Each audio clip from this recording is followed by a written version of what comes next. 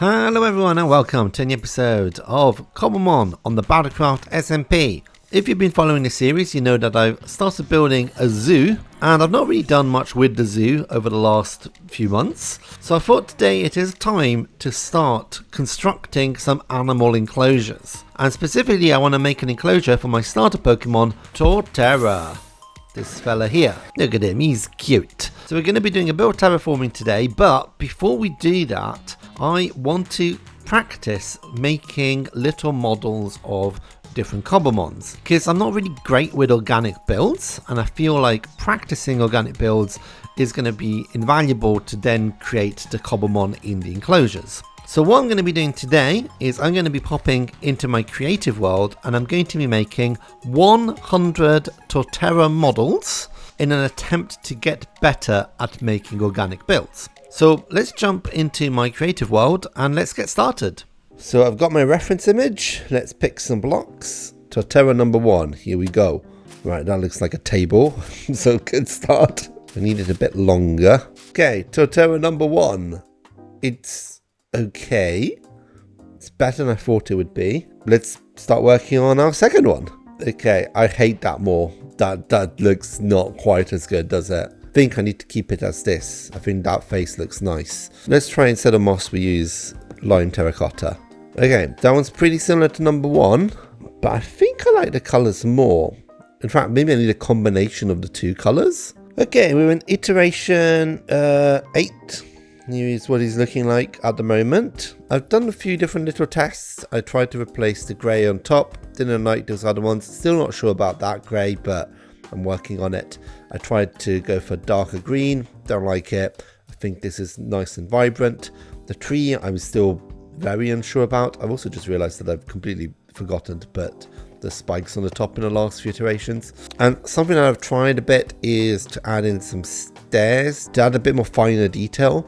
And actually, I don't like it. I think this kind of design works very well just as full blocks. So I've reverted back to not having stairs and slabs and that kind of thing. What I am trying to do now is work slightly on movement. So I've added in kind of different angles on the legs to try and replicate kind of movement forwards. So I think we are slowly getting somewhere. I've still got another 92 iterations. I don't know if I'm actually going to be needing all of those, but I think we're getting somewhere good.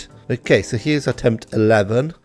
We've switched out the grey for the acacia, which I think works really well. I like that. But I've also tried to make it slightly different. I made it slightly off center. It's kind of slightly on a diagonal. And I've also raised its head up so it comes out a bit. So I'm going to try a few more iterations of this and then we can see where we're at. Whoa, that's a really wacky one. I was trying to work on like a more diagonal. Man, this is a weird one. I mean, I don't hate it. It's a fun kind of dynamic look. I may actually try a few iterations of this and see what we can do with it. Okay, I'm on number 23 and things have taken a turn, literally. I think we were somewhere here. This was the last one we did. Right, time for build progress update. I'm on 23 and things have really taken a turn, literally. The more I kind of tried this almost like diagonal style, the more I think it looks really cool. So this is kind of like some early attempts at that style. It looks so much more dynamic. I think the legs especially feels like it's really taking steps. Now here we've got something quite interesting. Diagonal face, because up to now they're all kind of facing the same direction. You've got the eyes on either side of these blocks. But here you've got like wider eyes, and I think that almost works. But then I got to this fella, and oh my god, what a game changer. This guy has so much personality. I mean, look at him. Undoubtedly, this one's cute, but this one's got so much expression. Look at it. It's adorable. I think I'm going to have to do the eyes like this from now onwards, right? So I'm going to continue some more designs on kind of this theme. But I think once I've kind of done like another 5 or 6 of these, I'm going to start trying slightly different poses. So I'll see you in like another 10 or so iterations. We have some more Torterras. I've been trying different blocks for legs and that kind of stuff, and I've kind of settled for this mushroom log. I think it works really, really lovely. And I've got to say, kind of by the end of this line, we really got him. We really captured the essence of a Torterra walking forward. I even got, I think, a really good design for the tree on top. But then I wanted to try something slightly different. As you can see, I want to try a different position. So this was my first attempt at a Torterra standing up. Basically a Torterra ball. This Torterra has had way too much, what do turtles eat? Lettuce? It's had too much lettuce. No, lettuce is healthy. What's an unhealthy food fit for turtles? It's eaten too many sweets. Is it too many sweets? There we go.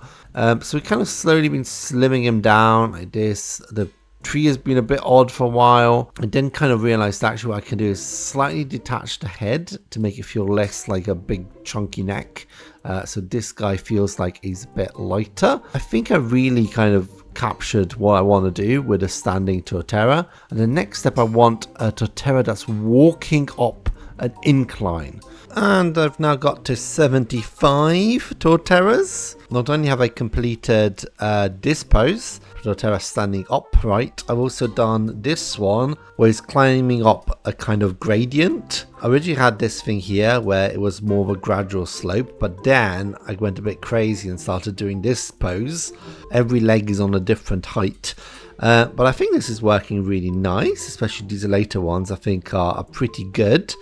I've actually got to a point where I can make a Torterra pretty easily. I've kind of learned how to do them. But I'm still at 75, so I've got 25 more to go. So I'm thinking we can maybe get one more pose. I'm thinking maybe a Torterra maybe drinking from a water hole. So I need him to I need to be bending down is the trick here. I mean, there's something there. Maybe you could have a sleeping one. That sounds better. Okay, 24 more to go. And with those last ones, we have 100 Torterras. Look at all my children. So many of them. I've got this lovely resting position Torterra here. And I actually put at the end here the 4 different Torterra types that we have created. All 4 of them look incredibly cute. And these are the ones that we're going to be using in our zoo. This was a very good exercise actually. I learned a lot about organic builds. I don't think I'm going to do the same for the other Pokemon because it was a long process to make 100 Torterras. But if you want to learn how to make a certain kind of build, something like this is actually a good way to practice your skills. Alright, we're back on the Battlecraft server and I think it's time to construct a terrain where our Torterras are going to live. And I think this spot here, just next to my starting base, is perfect for it. So I'm going to experiment a bit with different types of terrain and find one that fits best for basically some turtles. But let's do that in the form of a time lapse. Let's go!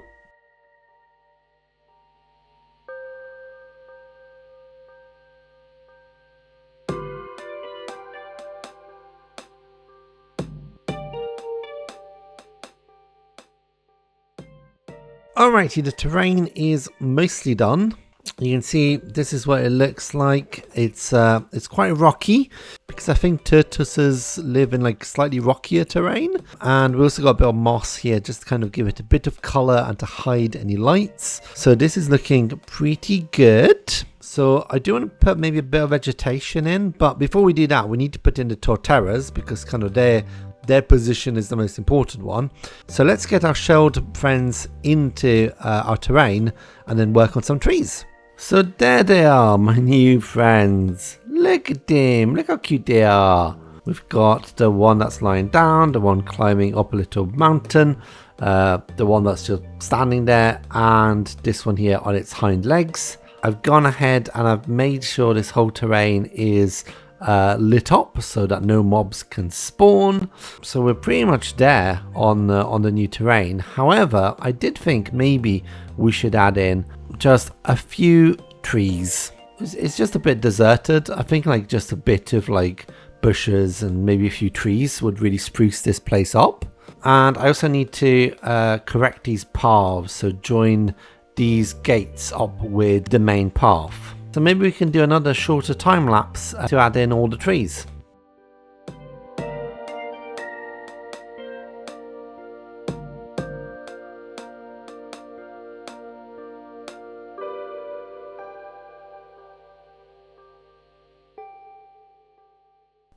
And there we have it. Our new biome is created. I have added in this big tree here, which isn't perfect. I'm not great at trees, but I feel like it's better than I've done before, so I'm quite happy with it. There's this little pond here, which cascades down to this smaller pond at the bottom. I've added in a lot of like tree stumps and some of this coral fans. Again, just to give the impression that this isn't just a barren wasteland, but actually has some vegetation in it. I added the pond specifically because I thought the torteras do need to drink some water and they can eat from the plants, and that guy is actually trying to get to the plant to eat it. So it feels like an actual complete and alive biome. We can also free come and have a look at it from above. Isn't that amazing? I am so happy with this. They look incredible and the terrain looks really fun as well. However, that is the end of this episode. So I hope you have enjoyed it, and if you have, please remember to comment, like and subscribe, and I'll see you all in the next one. Bye!